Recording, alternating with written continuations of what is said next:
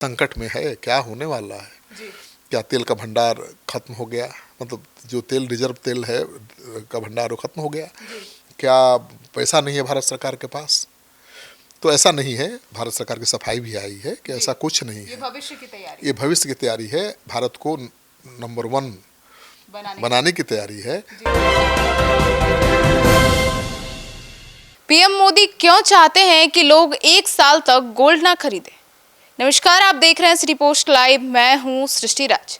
PM Modi की 1 साल तक सोना नहीं खरीदने की अपील पहली नजर में असामान्य लग रही थी, लेकिन आर्थिक जानकारों का कहना है कि इस बयान के पीछे एक बड़ी आर्थिक चिंता छिपी है। अब क्या है ये चिंता और क्या कुछ नरेंद्र मोदी ने अपील की है लोगों से, इसके बारे में विस्तार से बताएंगे चीफ एडिटर श्रीकांत पत्योत सर। ये है क्या कि ईरान युद्ध के कारण लगातार वैश्विक ऊर्जा संकट बढ़ता जा रहा है। इस संकट का बड़ा असर भारत पर भी पड़ रहा है। भारत के विदेशी मुद्रा भंडार पर लगातार दबाव बढ़ रहा है और डॉलर के मुकाबले रुपया कमज़ोर हो रहा है। प्रधानमंत्री मोदी ने सप्लाई चेन का हवाला देते हुए कहा कि सप्लाई चेन पर लगातार संकट बना रहे तो हम कितने भी उपाय कर लें, मुश्किलें बढ़ती ही जाती हैं। इसलिए अब देश को सबसे पहले रखते हुए हमें एकजुट होकर लड़ना होगा। देश के लिए मरना ही देशभक्ति नहीं होती है, मोदी समझा रहे हैं देशवासियों को। देश के लिए जीना और देश के लिए अपने कर्तव्यों का निर्वहन करना भी देशभक्ति ही होती है। उन्होंने कहा कि सोने की खरीद एक और पहलू है जिसमें विदेशी मुद्रा बहुत खर्च होती है, मतलब डॉलर बहुत खर्च होता है। एक समय था जब संकट आता था तब लोग देश हित में सोना दान देते थे। आज दान की ज़रूरत नहीं है, लेकिन देश हित में हमें ये तय करना होगा कि साल भर तक किसी घर में कोई कार्यक्रम हो, हम सोना के गहने नहीं खरीदेंगे। मतलब वो चाहते हैं कि जो डॉलर खर्च ज़्यादा हो रहा है वो कम हो, क्योंकि जितने सोना की खरीदारी होगी तो डॉलर ज़्यादा खर्च होगा, क्योंकि सोना तो भारत में है नहीं, हम तो बाहर से ही मंगाते हैं। तो जितने सोना की खरीदारी ज़्यादा होगी तो डॉलर में खरीदारी होगी, तो उससे भारत के रुपए का अवमूल्यन होगा। और सोना खरीद अगर बंद हो जाएगा तो सोना खरीद में लगने वाला पैसा कहाँ जाएगा? बाजार में। तो बाजार मजबूत हो जाएगा, अर्थव्यवस्था को बहुत मजबूती मिलेगी, बहुत ताकत मिलेगी। और सोना में चूँकि बहुत ज़्यादा निवेश होता है, ये लोक संस्कृति परंपरा से जुड़ी हुई है, भरोसे से जुड़ा हुआ है, तो लोग सोना में ज़्यादा निवेश करते हैं। तो कह रहे हैं कि भाई सोना में निवेश 1 साल तक के लिए रोक दीजिए और जो भी सोना में निवेश करने वाली रकम है उसको बाजार में निवेश करिए, ताकि हमारी भारत की अर्थव्यवस्था भी मजबूत हो जाए और डॉलर के मुकाबले रुपया भी मजबूती के साथ खड़ा हो सके। मतलब सोना भारत की अर्थव्यवस्था के लिए बहुत अहम है। बिल्कुल। देखिए, भारत में सोना घरेलू बचत और खर्च का अहम हिस्सा है। इसके लिए यह दुनिया के सबसे बड़े बाज़ारों में से एक है सोना। हर साल 600 से 700 टन सोना आयात होता है, मतलब दूसरे देशों से खरीद कर मंगाया जाता है और निर्यात बहुत कम है। इसलिए सोना घरों में जमा हो गया है भारत में। भारतीय घरों में बहुत सारा सोना है। घरों में मौजूद सोने को लेकर अलग अलग अनुमान भी हैं, लेकिन आमतौर पर इसे 25,000 से 27,000 टन माना जाता है। 700-800 टन सोने की खपत करता है, ठीक है ना, भारत। लेकिन घरेलू उत्पादन केवल 1 से 2 टन के आसपास ही है। यानी भारत अपनी ज़रूरत का 90% से अधिक सोना बाहर से मंगाता है।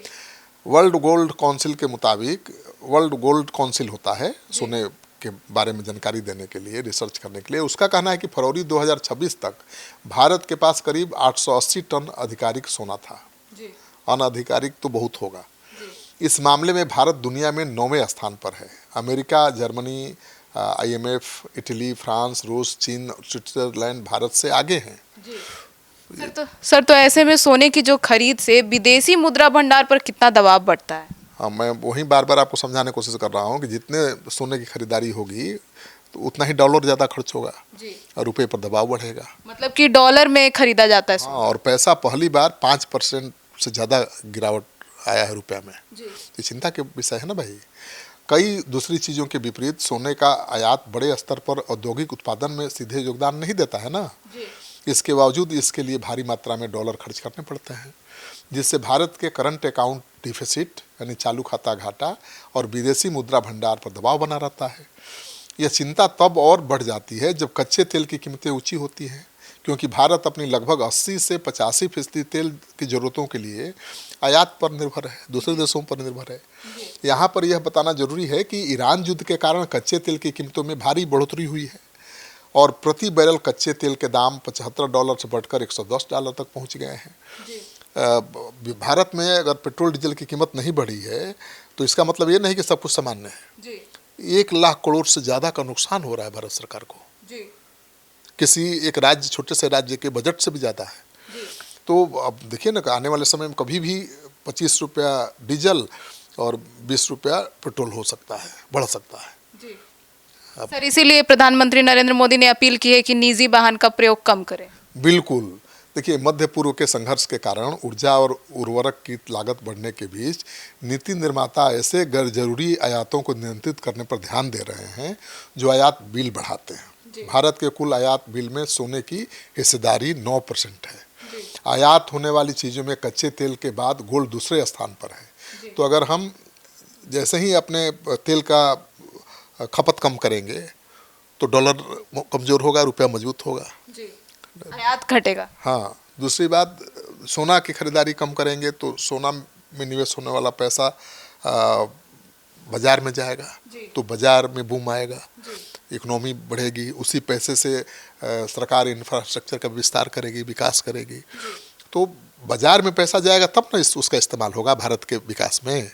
अब सोना खरीद के लोग घर में रख देंगे तो उसका क्या रोल है? ठीक है, समय के साथ उसकी मांग बढ़ेगी, उसकी कीमत भी बढ़ेगी, लेकिन उसका योगदान देश के अर्थव्यवस्था को बढ़ाने में नहीं है।